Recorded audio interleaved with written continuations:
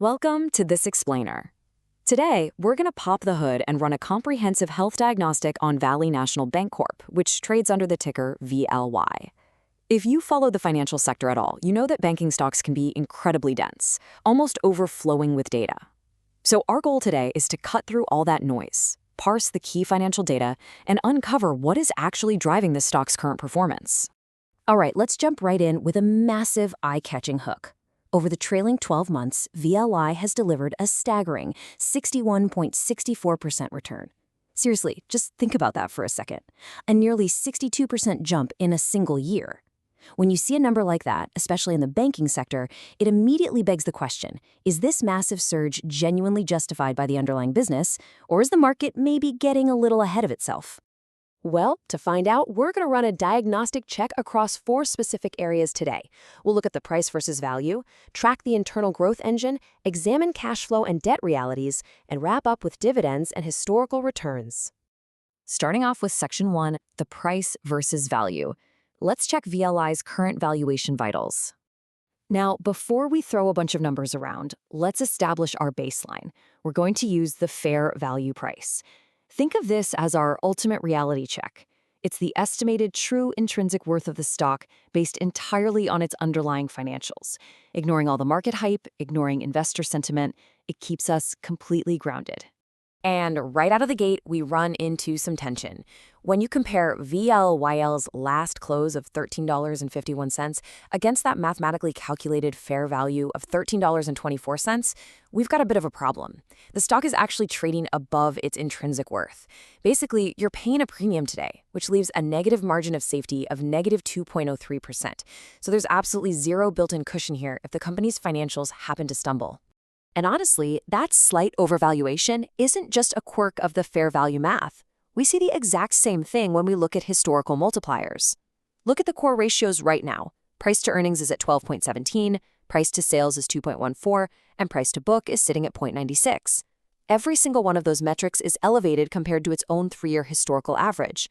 The market is very clearly pricing in a premium right now compared to how it historically values this specific bank. So let's move to Section 2. Tracking the growth engine. Let's look under the hood at VLY's internal mechanics. This is where we uncover a really fascinating contradiction. The net income growth for the trailing 12 months has absolutely skyrocketed by over 71%, which sounds incredible, right?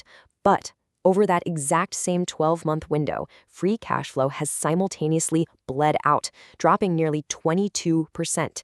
It's a huge disconnect. They're reporting these massive profits on paper, but the actual physical cash flowing freely through the business has shrunk significantly. Now, despite that fairly alarming cash bleed, the bank is actually operating really efficiently on paper.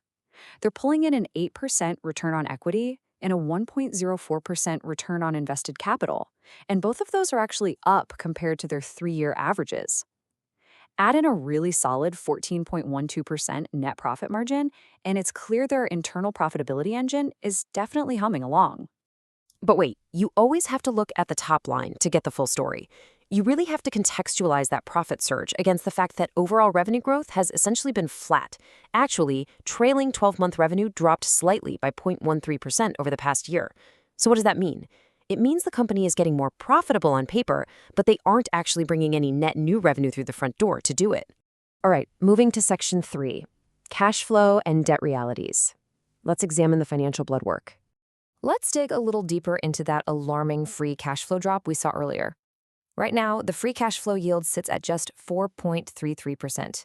When you compare that to their usual, robust 8.9% average over the last 3 years, well, that yield is literally less than half of what investors are normally used to getting. The actual cash generation power of the business has notably weakened. And concurrently with that cash flow drop, VLY's debt-to-equity ratio has climbed to 0.34. Now, if you're relatively new to looking at bank stocks, 0.34 might seem objectively manageable, but context is everything here.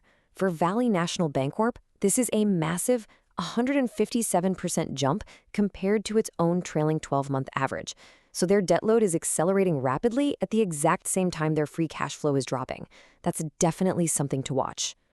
Which brings us to Section 4, dividends and historical returns. Let's look at the actual prognosis for shareholders. Let's evaluate what it actually feels like to hold this stock in your portfolio over the years. Historically, holding VLY means enduring some serious financial whiplash. You're jumping from massive 45% gains back in 2021 directly into a nearly 15% drop in 2022. Then another roughly 12% drop in 2024, followed by this massive, near 35% surge we've seen in 2025. It is a highly volatile, completely bumpy ride.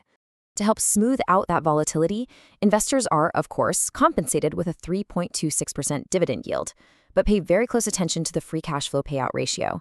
It has spiked to nearly 75%. Historically, over the last 3 years, that normally sits around 55%.